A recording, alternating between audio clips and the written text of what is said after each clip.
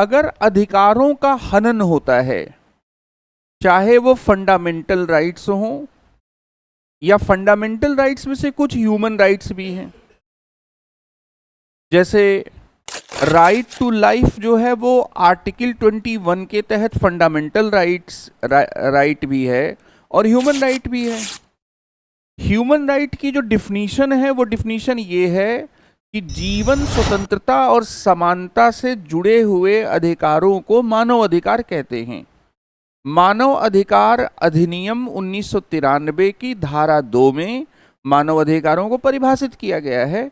उसमें 3 प्रकार के अधिकारों को मानव अधिकार के रूप में परिभाषित किया गया: जीवन के अधिकार, स्वतंत्रता के अधिकार और समानता के अधिकार। इसके अलावा मानव अधिकारों की जो अंतर्राष्ट्रीय घोषणा हुई 10 दिसंबर 1948 को, उसमें घोषणा में 1 प्रस्तावना और 30 अनुच्छेद थे। तो उस एक प्रस्तावना के अलावा जो 30 अनुच्छेद थे उसमें 5 प्रकार के अधिकार थे: सामाजिक अधिकार, आर्थिक अधिकार, राजनीतिक अधिकार, नागरिक अधिकार और सांस्कृतिक अधिकार।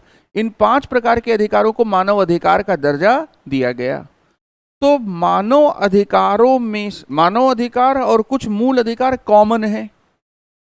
भारत में मानव अधिकार या मूल अधिकारों के लिए एक रास्ता किसका है? कोर्ट का है। कोर्ट वाला जो रास्ता है, इसमें ये बात सही है कि हम सीधे सुप्रीम कोर्ट जा सकते हैं अगर फंडामेंटल राइट्स का वायलेशन होता है आर्टिकल 32 के तहत, और इसके साथ ही हम हाई कोर्ट्स भी जा सकते हैं और यहाँ पर हम अनुच्छेद 226 के तहत हम यहाँ पर डिमांड कर सकते हैं।